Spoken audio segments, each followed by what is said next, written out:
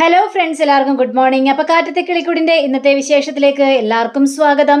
അങ്ങനെ നമ്മുടെ സുധീഷ് പറയാണ്, കണ്ടോ ഞാൻ ഇത്രയൊക്കെ വിഷമിച്ചിരുന്നിട്ട് പോലും നിങ്ങളൊരു വാക്ക് പോലും ചോദിക്കുന്നില്ല. എന്താ എൻ്റെ തലവേദനയുടെ കാരണമെന്ന് നിങ്ങൾ ചോദിച്ചോ?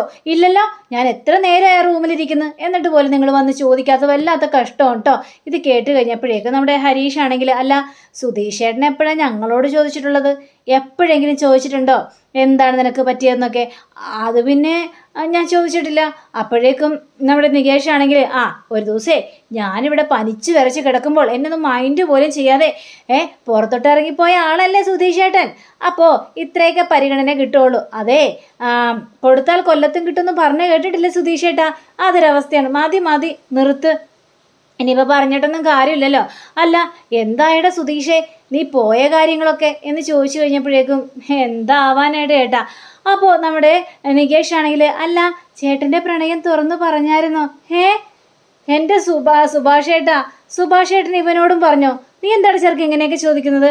അല്ല നിങ്ങൾ ബീച്ചിലേക്ക് പോയതാണെന്നൊക്കെ അറിഞ്ഞല്ലോ, അപ്പം പിന്നെ മനസ്സിലുള്ളത് മുഴുവനും തുറന്നു പറഞ്ഞോ എന്ന് ഞാൻ ചോദിച്ചതേ ഉള്ളൂ.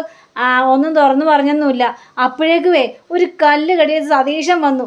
സതീശനോ? അതാരാണ് സതീശൻ? അത് പിന്നെ നിങ്ങൾക്ക് അറിയില്ലേ എൻ്റെ ആ ഫ്രണ്ടേ? ഇല്ലടാ, എനിക്ക് ഓർമ്മ കിട്ടുന്നില്ല. ആരാടാ സതീശൻ എന്ന് സുഭാഷ് ചോദിക്കുകയാണ്. അത് പിന്നെ ആ സതീശന് ഒരു പൂച്ചക്കണ്ണുള്ളൊരു പെങ്ങളുണ്ട്. കണ്ണ് കണ്ട നല്ല ഭംഗിയുള്ളൊരു പെണ്ണ്. കൊള്ളാടാ, മനസ്സിലായി. ഇപ്പോഴും ആ പെണ്ണിൻ്റെ കാര്യം പറഞ്ഞാണ് നീ ഞങ്ങളെ ഓർമ്മിപ്പിക്കുന്നത്. കൊള്ളാം, നല്ല ഏർപ്പാടായിപ്പോയി. എന്നിട്ട് അവനൊരു കഥ പറഞ്ഞു. ഞാനും നിധിയും കൂടെ അവിടെ നടക്കുമായിരുന്നേ. ആ സമയത്താണ് ഒരു വഴക്ക് കേട്ടത്. വഴക്കോ? അതേന്നേ, ഈ സതീശനും സതീശൻ്റെ കാമുകിക്കൂടിയും കൂടി ചേർന്നാണ് വഴക്ക്. ആ സമയത്ത് ഞങ്ങൾ അങ്ങോട്ട് ചെന്ന് കാര്യങ്ങൾ തിരക്കി.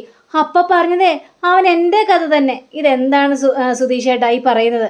ഞങ്ങൾക്ക് തീരെ അങ്ങോട്ട് മനസ്സിലാവുന്നില്ല. അത് പിന്നെ അവൻ പറഞ്ഞ എന്താണെന്നറിയാവോ? ഈ പെണ്ണിന് ഇവനോട് ഇഷ്ടമില്ല, ഇവനാണെങ്കിൽ മുഴുത്ത പ്രണയം. അപ്പം ഞങ്ങൾ ഈ പെണ്ണിനോട് സംസാരിച്ച് നോക്കിയായിരുന്നു. അപ്പം ഈ പെണ്ണ് പറഞ്ഞ എന്നറിയാവോ? ഞാൻ സതീശിനെ ആ രീതിയിൽ കണ്ടിട്ടില്ല, ഒരു ഫ്രണ്ട് എന്ന രീതിയിലാണ് കണ്ടിരിക്കുന്നത്. ഇവൻ എന്നോട് പ്രണയം ഉണ്ടെന്ന് ഞാൻ അറിഞ്ഞു പോലുമില്ല. അങ്ങനെ അറിഞ്ഞിരുന്നെങ്കിൽ ഞാൻ ഇവൻ്റെ ഒപ്പം നടക്കില്ലായിരുന്നു എന്നൊക്കെയാണ് പറഞ്ഞത്.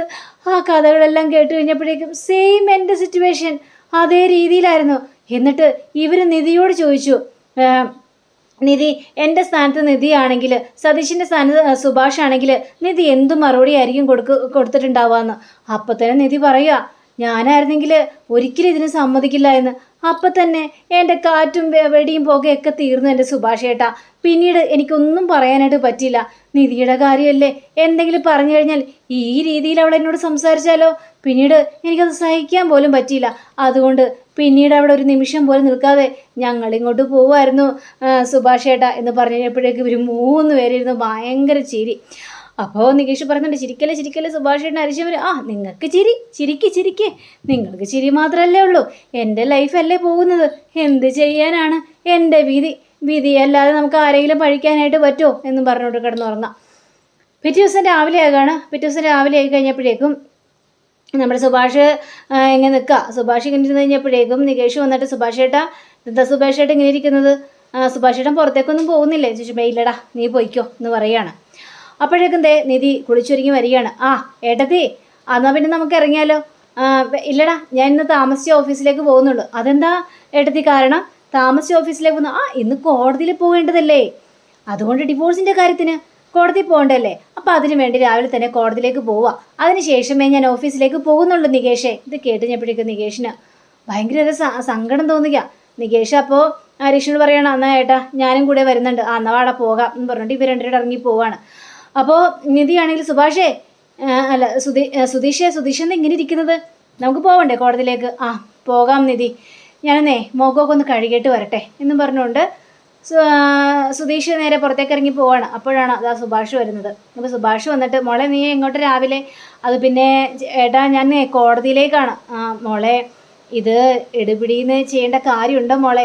അതെന്താ എടുപിടിന്ന് പറ്റാത്തത്? ഞാൻ നേരത്തെ തീരുമാനിച്ച കാര്യമല്ലേ. അതല്ല, ഈ ഡിവോഴ്സ് എന്നൊക്കെ പറഞ്ഞു കഴിഞ്ഞാൽ, അതെ ഞാൻ വല്ലാതെ ഒന്ന് ആഗ്രഹിച്ചായിരുന്നു നിങ്ങൾ രണ്ടുപേരും ഒരുമിച്ച് ജീവിച്ചിരുന്നെങ്കിലൊന്ന്. എന്താ സുഭാഷ് ഏട്ടാ?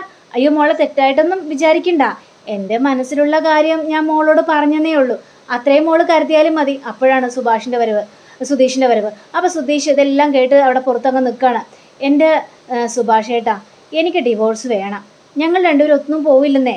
പിന്നെ അത് മാത്രമല്ല, സുധീഷിൻ്റെ മനസ്സിലൊന്നും ഞാനില്ല. അങ്ങനെ ഞങ്ങൾ തമ്മിൽ പ്രണയവും ഞങ്ങൾക്ക് തോന്നിയിട്ടുമില്ല. പിന്നെ സുധീഷിനെ ഞാൻ കാണുന്നത് നിങ്ങളെ പോലെയൊക്കെ തന്നെയാണ്. നിങ്ങൾ പറയുന്ന ആ രീതിയിൽ എനിക്ക് സുധീഷിനൊരു ഭർത്താവായിട്ട് അംഗീകരിക്കാനൊന്നും പറ്റത്തുമില്ല എന്ന് നിധി അങ്ങോട്ട് മുഖത്തടിച്ച പോലെ പറയാ. ഇത് കേട്ട സുധീഷിന് ഭയങ്കര സങ്കടം തോന്നി. സുധീഷ് അവിടെ കിടന്ന് ഭയങ്കര കരച്ചില്. സുഭാഷിനും അത് വല്ലാത്തൊരു സങ്കടം തോന്നി. ആ ശരി മോളെ, നിന്റെ ആഗ്രഹം അങ്ങനെയാണെങ്കിൽ അങ്ങനെ തന്നെ ആവട്ടെ. എനിക്കിനിപ്പോൾ കൂടുതലൊന്നും പറയാനായിട്ട് സാധിക്കില്ലല്ലോ. അപ്പോഴേക്കും ഈ സുധീഷ് കണ്ണീരൊക്കെ തുടച്ചിട്ട് വരികയാണ്. സുധീഷ് നമുക്ക് പോയാലോ? നിധി നമുക്ക് പോകാം. ഏട്ടാ ഞങ്ങൾ പോയിട്ട് വരട്ടെ. അപ്പോൾ ഈ സുധീഷിൻ്റെ മുഖം മാറി നിൽക്കുന്നത് നമ്മുടെ സുഭാഷ് കാണുന്നുമുണ്ട്. പക്ഷേ ആ സമയത്ത് അവനോടൊന്നും പറയാൻ പറ്റാത്തൊരവസ്ഥയായിരുന്നു നമ്മുടെ സുഭാഷിന്. അങ്ങനെ ഇവർ രണ്ടുപേരും കൂടി നേരെ ആ കോടതിയിലേക്ക് എത്തുക. അപ്പോൾ കോടതിയിലേക്ക് എത്തിക്കഴിഞ്ഞപ്പോഴേക്കും നിങ്ങളാണല്ലേ നിധിയും സുധീഷും? അതെ, ഞങ്ങൾ തന്നെയാണ്. എന്നാൽ അവിടെ ഇരുന്നോളോട് ഞങ്ങൾ വിളിക്കാം എന്ന് പറഞ്ഞുകൊണ്ട് ഇവരിങ്ങനെ ഇരിക്കുക. ഇത് കഴിഞ്ഞപ്പോഴേക്കും നമ്മുടെ ഈ സുധീഷും നിധിയും കൂടി കോടതിയിലേക്ക് കയറുകയാണ് ജഡ്ജിയുടെ മുന്നിൽ കയറുന്നപ്പോൾ നിങ്ങളാണോ നിധിയും സുധീഷും? ഡിവോഴ്സ് ആണല്ലേ? അതെ, ഡിവോഴ്സ് തന്നെയാണ്. എന്താണ് ഡിവോഴ്സ് ആകാനുള്ള കാരണം? എത്ര നാളായി കല്യാണം കഴിഞ്ഞിട്ട് എന്ന് ചോദിച്ചപ്പോഴേക്കും 5 മാസമായുള്ളൂ എന്ന് പറയുകയാണ്. 5 മാസത്തിനിടയിൽ നിങ്ങൾക്ക് ഡിവോഴ്സ് ആകാൻ ധൃതിയായോ? എന്താ ലവ് മാരേജ് ആയിരുന്നു എന്ന് ചോദിച്ചപ്പോഴേക്കും നമ്മുടെ സുധീഷ് ആണെങ്കിൽ അതെ, ലവ് മാരേജ് ആയിരുന്നു എന്ന് പറയുകയാണ്. എന്നിട്ട് എന്ത് പറ്റി? അപ്പോൾ ഇവർ രണ്ടൊന്നും മിണ്ടുന്നുമില്ല. എന്താണ് ഇതിനുള്ള കാരണം? നിങ്ങളൊന്നും മിണ്ടുന്നില്ല. ശരി, ഇവരെ കൗൺസിലിംഗ് ചെയ്യും. അതിനുശേഷം നമുക്ക് തീരുമാനിക്കാം എന്ത് വേണം ഏത് വേണം എന്നൊക്കെ. അങ്ങനെ കൗൺസിലിംഗ് ചെയ്യാൻ വേണ്ടി നേരെ പുറത്തേക്ക് ഇറങ്ങാം. അപ്പോൾ വേറൊരു വക്കീലിനോട് ചോദിക്കുന്നത് എന്താണ് ഞങ്ങൾക്ക് ഡിവോഴ്സ് കിട്ടൂല എന്നൊക്കെ ചോദിച്ചപ്പോഴേക്കും എടിപിടിന്ന് ഡിവോഴ്സൊന്നും കിട്ടൂല. ഇത് അതിൻ്റെതായ റൂൾസും കാര്യങ്ങളൊക്കെ ഉണ്ടല്ലോ.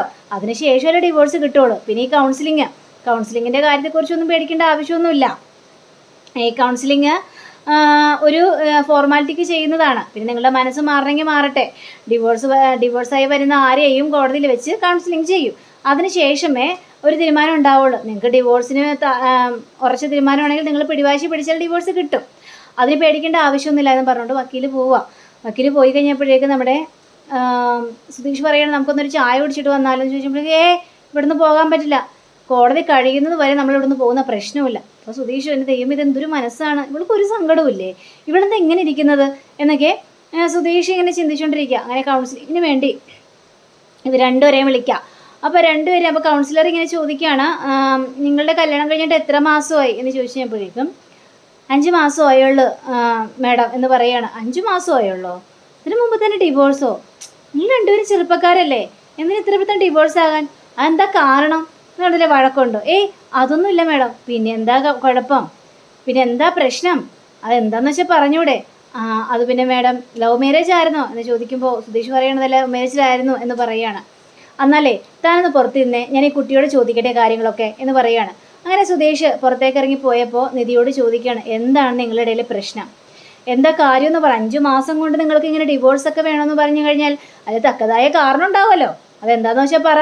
അത് പിന്നെ മാഡം ഞങ്ങൾക്ക് ഒത്തുപോകാനായിട്ട് സാധിക്കില്ല മാഡം, അതാ ചോദിച്ചത് എന്താണ് കാരണമെന്ന്. ഒത്തുപോകാനായിട്ട് പറ്റില്ലെന്ന് പറയാനുള്ള കാരണം അത് പിന്നെ മാഡം അതിന് ഞങ്ങളുടെ ഇടയിൽ വലിയ കാരണങ്ങളൊന്നുമില്ല, പക്ഷേ ഞങ്ങൾ ഒരുമിച്ച് ഒത്തുപോകില്ല മാഡം, അത് തന്നെയാണെന്നൊക്കെ പറയുകയാണ്. അതൊക്കെ ഒരു കാരണമാണോ ഈ ഒത്തുപോകില്ലെന്നൊക്കെ പറയുന്നത്? മനസ്സുകൊണ്ട് വിചാരിച്ചു കഴിഞ്ഞാൽ നിങ്ങൾക്ക് ഇനിയും ജീവിക്കാനായിട്ട് പാടില്ലേ? നിങ്ങൾ രണ്ടുപേരും ചെറുപ്പക്കാരാണ്, അതിനിടയിൽ ഇങ്ങനെ ഡിവോഴ്സ് എന്നൊക്കെ പറഞ്ഞു കഴിഞ്ഞാൽ അത് സർവ്വസാധാരണമല്ല. പിന്നെ കുട്ടി അങ്ങനെ ഒത്തിരി അങ്ങോട്ട് നിർബന്ധിക്കുകയാണെങ്കിൽ ഡിവോഴ്സ് കിട്ടിയാലേ മതിയാവുള്ളൂ. മാഡം ഞങ്ങൾക്ക് ഡിവോഴ്സ് വേണം മാഡം, അതാണ് എൻ്റെ ഒരു തീരുമാനം. ഈ സുധീഷിനായിട്ട് ഒത്തുപോകാനായിട്ട് എനിക്ക് സാധിക്കില്ല, അത് തന്നെയാണ് വലിയ കാരണം എന്ന് പറയാം. അപ്പോൾ ഒന്ന് സുധീഷിനെ വിളിക്കാനായിട്ട് പറയുകയാണ്. അപ്പോൾ സുധീഷ് അപ്പം നിധി പുറത്തേക്ക് ഇറങ്ങി പോവാം. സുധീഷിനെ വിളിച്ച് കഴിഞ്ഞപ്പോഴേക്കും എന്താണ് നിങ്ങൾക്കിടയിൽ എന്തെങ്കിലും പ്രശ്നമുണ്ട്? ഇല്ല മാഡം, ഞങ്ങൾക്കിടയിൽ ഒരു പ്രശ്നമില്ല. അല്ല തൻ്റെ ജോലി ഡ്രൈവറാണല്ലേ? അതെ മാഡം ഡ്രൈവർ. അപ്പം തൻ്റെ ജോലി കാരണമാണ് ആ കുട്ടി വേണ്ടെന്ന് പറയുന്നത്? അയ്യോ അങ്ങനത്തെ ഒരു കുട്ടിയല്ല മാഡം, എൻ്റെ ജോലിയൊന്നും അവൾക്കൊരു പ്രശ്നമൊന്നുമല്ല. പിന്നെ അവൾക്കാണ് നിർബന്ധം ഡിവോഴ്സ് വേണമെന്ന്. അത് ശരി, അപ്പോൾ തനിക്ക് ആഗ്രഹമില്ല ഡിവോഴ്സ് വേണമെന്ന്? ഇല്ല മാഡം, എനിക്ക് ആഗ്രഹമൊന്നുമില്ല ഡിവോഴ്സ് വേണമെന്ന്. പിന്നെന്താ ആ കുട്ടിയുടെ കാര്യത്തിൽ നിർബന്ധം വെച്ച് കൊടുക്കുന്നത്? അത് നിധി എന്ത് പറഞ്ഞാലും ഞാൻ ചെയ്തു കൊടുക്കാറുണ്ട് മാഡം. അപ്പോൾ ഡിവോഴ്സ് വേണമെന്ന് പറയുമ്പോൾ പിന്നെ എങ്ങനെയാണ് മാഡം പറ്റില്ലെന്ന് പറയുന്നത്? അത് കൊള്ളാം. ഇതെന്താ കുട്ടിക്കളിയാണോ? ഒരു കളിപ്പാട്ടം മേടിച്ചു കൊടുക്കുക, അത് വേണ്ടെന്ന് നോക്കുമ്പോൾ വേറൊരു കളിപ്പാട്ടം മേടിച്ചു കൊടുക്കുക, ഇതൊന്ന് കുട്ടിക്കളിയാണോ എന്ന് ചോദിക്കുകയാണ്. കഴിഞ്ഞപ്പോഴേക്കും അങ്ങനെയല്ല മാഡം, എന്താണെന്നറിയില്ല, എനിക്ക് അവളിതിനെ അംഗീകരിച്ച് കൊടുത്തേ മതിയാവുള്ളൂ. ശരി, ഞാൻ അവളെയും കൂടി വിളിക്കട്ടെ എന്ന് പറഞ്ഞുകൊണ്ട് നിധിയെ കൂടി വിളിക്കുക. അപ്പോൾ രണ്ടുപേരെയും കൂടി ഇരുത്തി ഇതായി കൗൺസിലർ സംസാരിക്കുകയാണ്. നിധി, അപ്പോൾ നിങ്ങൾ ഉറപ്പിച്ചോ? ഇനിയും നിങ്ങൾക്ക് തീരുമാനം എടുക്കാനുള്ള കുറേ ഉണ്ട്. നിങ്ങൾ കുറച്ച് കാലം കൂടി ജീവിച്ച് നോക്കുക, അപ്പം നിങ്ങൾക്ക് ഒത്തുപോകാനായിട്ട് സാധിക്കും. ഇപ്പം നമ്മളൊരു ജോലിയിൽ പ്രവേശിച്ച് കഴിഞ്ഞിട്ടുണ്ടെങ്കിൽ എന്തായാലും നമുക്ക് ആ ജോലിയോട് ഒത്തുപോകാനായിട്ട് സാധിക്കില്ലല്ലോ. അതിങ്ങനെ പഴകി അല്ലേ ഒത്തുപോകാനായിട്ട് സാധിക്കുള്ളൂ. അതേപോലെ തന്നെ വിവാഹ ജീവിതവും പരസ്പരം ഒന്നിച്ച് ജീവിക്കുമ്പോൾ ചിലപ്പോൾ അതിൽ തട്ടിയും മുട്ടിയും എന്നൊക്കെ ഇരുന്നെന്ന് വരും. പക്ഷെ എന്ന് വിചാരിച്ച് നമുക്കത് മടുക്കണമെന്നില്ല. ഒരുമിച്ച് കുറച്ച് കാലം അങ്ങോട്ട് ജീവിച്ച് നോക്കണം. വഴക്കും പ്രശ്നങ്ങളും ഒന്നും ഇല്ലെങ്കിൽ കുഴപ്പമൊന്നും ഇല്ലെന്നേ. പിന്നെ ജീവിതമാകുമ്പോൾ ചില പ്രശ്നങ്ങളൊക്കെ ഉണ്ടാകുകയും ചെയ്യും. അത് തരണം ചെയ്ത് നമ്മൾ ജീവിക്കണ്ടേ. ഇത് കേട്ട് കഴിഞ്ഞപ്പോഴേക്കും നിധിക്ക് തലക്ക് അങ്ങോട്ട് ഭ്രാന്ത് പിടിച്ചൊരു അവസ്ഥയിലാവുകയാണ്. പിന്നെ കുട്ടി, ഞാനിങ്ങനെ പറഞ്ഞതേ ഉള്ളൂ, ഇനി കുട്ടിക്ക് ഡിവോഴ്സ് വേണമെന്ന് അത്രയ്ക്ക് നിർബന്ധമാണെങ്കിൽ ഡിവോഴ്സ് കിട്ടും. അത് ഞങ്ങൾക്കൊന്നും ചെയ്യാനായിട്ട് പറ്റില്ലല്ലോ. അപ്പം നിധി മുഖത്തടിച്ച് പറയണം, മാഡം എനിക്ക് ഡിവോഴ്സ് വേണം. എനിക്ക് ഇനി സുധീഷിൻ്റെ ഒപ്പം ജീവിക്കാനായിട്ട് കഴിയില്ല മാഡം. ഞങ്ങൾ തമ്മിൽ ഒത്തുപോകില്ല.